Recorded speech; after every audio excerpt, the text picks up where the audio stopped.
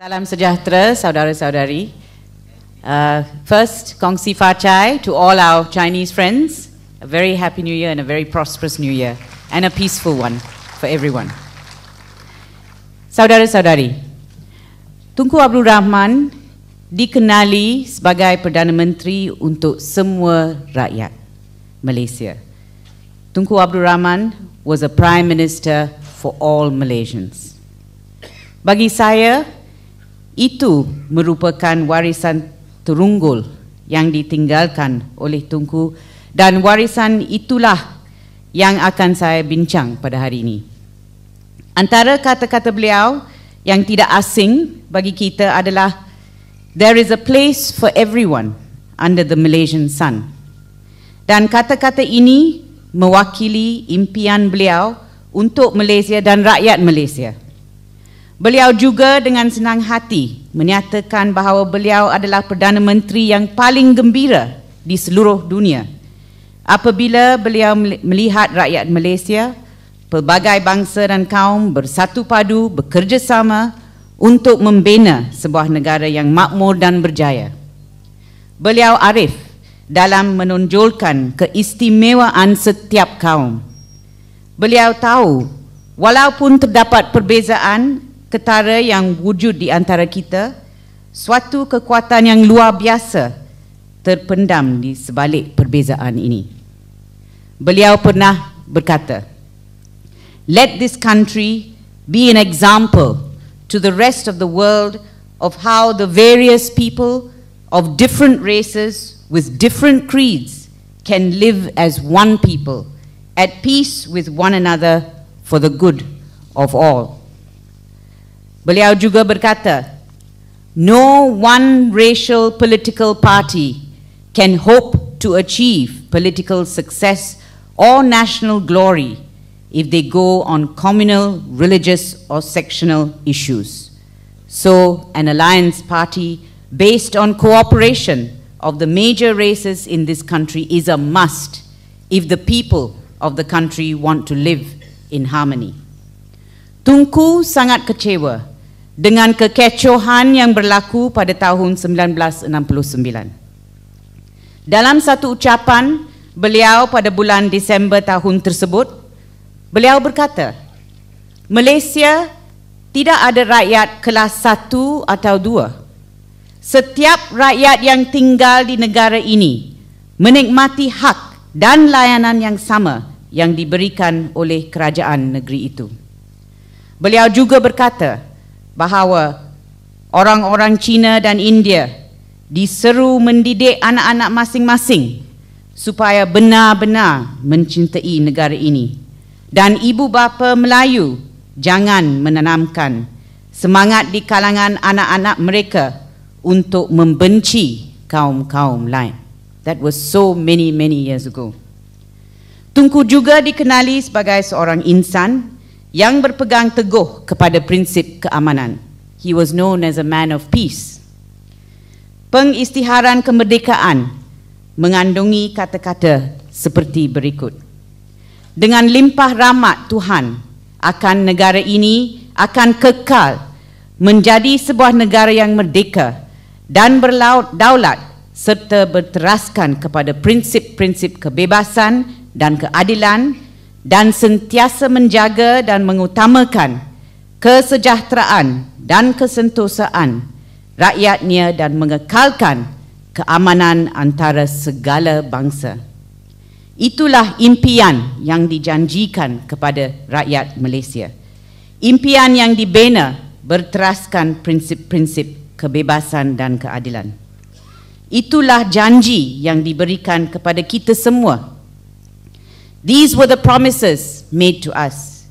These were the promises that Tunku sought to fulfill. And he said, "Let us always remember that unity is our fundamental strength as a people and a nation. Let us never allow disunity to divide or disrupt us, for if we do, we fail. Let us always remember that with each passing year, we must ensure that the bonds of unity and goodwill, of tolerance and harmony grow stronger and stronger. Dan beliau tidak lupa akan rakyat Malaysia di Sabah Sarawak apabila beliau berkata, and this was on the formation of Malaysia, he said this: "I know the Borneo people share this joy and will welcome us as we welcome them. I am also aware of their anxieties and their fears, of their hopes and their expectations. In this spirit, therefore, I assure the people of Borneo territories that they need have no fear. We in the Federation of Malaya have no wish to impose our ideas on anyone. They may be sure that nothing will be done which will be contrary to their basic desires." That was the promise to the people of East Malaysia.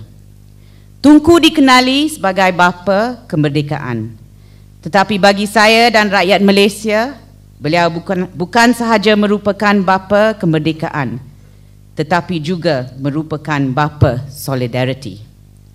Seringkali sumbangan beliau hanya ditumpukan kepada perolehan kemerdekaan, tetapi sumbangan beliau selepas merdeka terhadap pembangunan Malaysia sebagai sebuah negara baru yang berdikari adalah sumbangan yang sama bermakna. Beliau telah menerapkan prinsip-prinsip asas dalam pembinaan bangsa dari mula lagi supaya sebuah negara yang teguh dapat dibina. Semangat patriotik dan kenegaraan sangat kuat pada masa merdeka.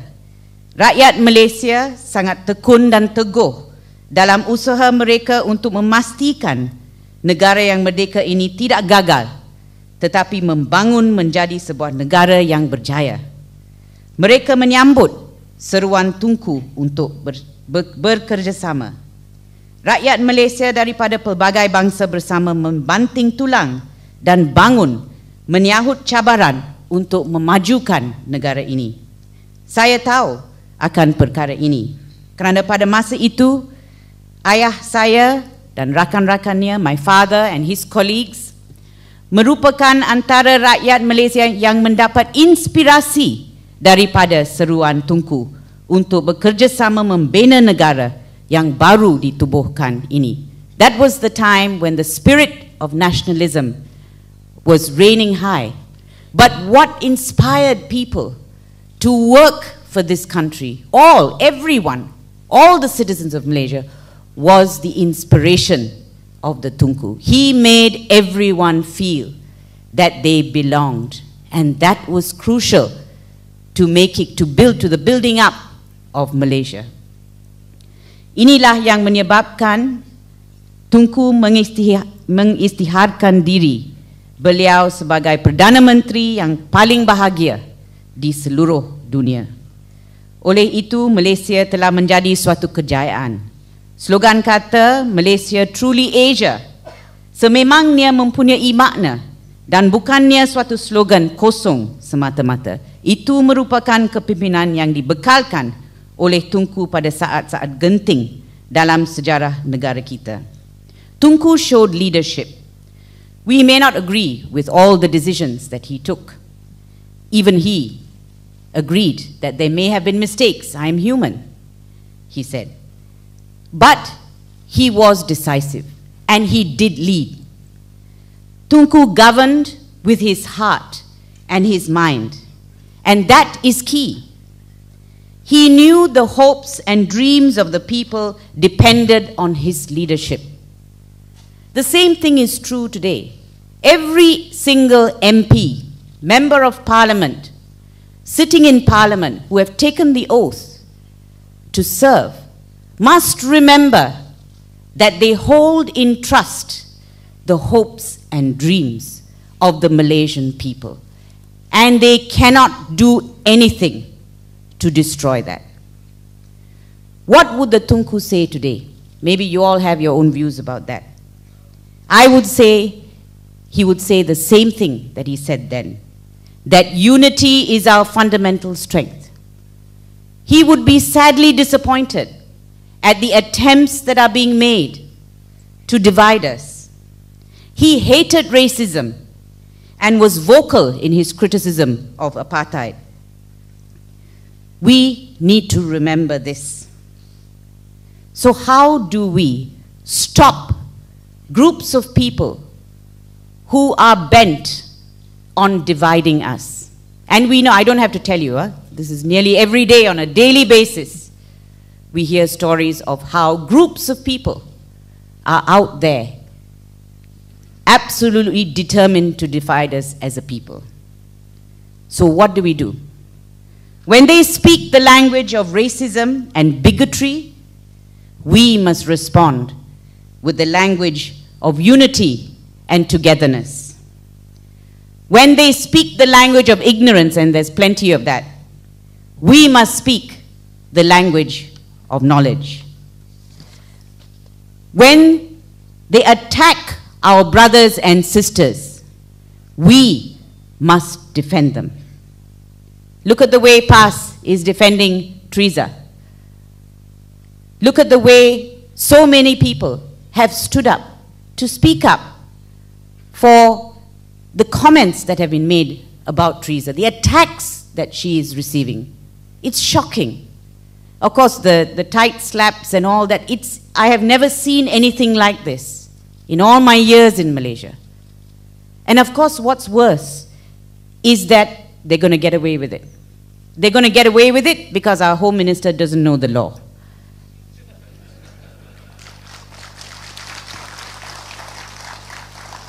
As a lawyer, it's my humble opinion that several criminal acts have been committed by that group of people in the way that they threatened Teresa. And yet, who's hauled up by the police? Teresa Kok. Who else is hauled up by the police? I read today, one of the actresses in the video. And we go on and on in this ridiculous fashion. But when we see that kind of ignorance, we must respond from a position of knowledge. We have to disabuse the people of Malaysia that that is indeed the state of the law. When they create fear, we must respond with courage. When they divide, we must unite. The more they divide, the more we must unite. And we must make this message loud and clear. The more you try to divide the Malaysian people, the more we are going to unite. You agree? And that is the way in which we fight the racism and bigotry that we're facing now. By peaceful resistance, by uniting and standing with those who are being oppressed by this system. And make no mistake, it's not that our Home Minister doesn't know the law. My own view is, this is my personal view, I'm not speaking on behalf of anybody, but my personal view, and I'm sure many of you share it, is that this is a deliberate attempt to divide us. And we need to send a message loud and clear that it will not work. And it is because of the Malaysian people, and I credit the Malaysian people. It is because of them and how sensible they are that we haven't run into trouble yet. Ladies and gentlemen, I think it is important to pay tribute, and I want to pay tribute to Major Zaidi Ahmad. Have you all read about Major Zaidi Ahmad? A courageous man. The Tunku was a courageous man. He is a courageous man. He has been charged with 7 counts of filing complaints on the indelible ink used during the 13th general elections. He says he was the commanding officer of the 12th Squadron comprising F-5 jets. He has been stripped of his position after making a police report that the indelible ink used by the EC on polling day was not permanent. Have you heard of anything so ridiculous? This man is being punished for speaking the truth. And we must stand by him. We must, at every opportunity, express our full support for him, for he is a Malaysian hero. He dared to speak the truth. And this is the way we must be. When they lie, we must fight them with the truth. By the way, even the EC admitted there was something wrong with the indelible ink. Okay? So I don't know what this charge is about. But I pay tribute to this man who has been singled out and bullied by the charges that are brought against him. And by the way, bullies are cowards. We will prevail. We will prevail with the truth. And I have no doubt that the people of Malaysia will stand united in our fight against this sort of oppression. Ladies and gentlemen, I end with this. Today we're here to celebrate the legacy of Tunku. And he spoke such wise words, words that I have repeated to you. And his aim was always that we remain united. And we must fulfill that legacy. We must not lose hope. But more important than Tunku's legacy is the legacy that we are going to leave our children. What is that legacy going to be? If we remain silent against oppression, we are not leaving the right legacy for our children. Our children deserve much better, and it is up to us to act to ensure that they live in a happy, harmonious, and peaceful Malaysia. Thank you.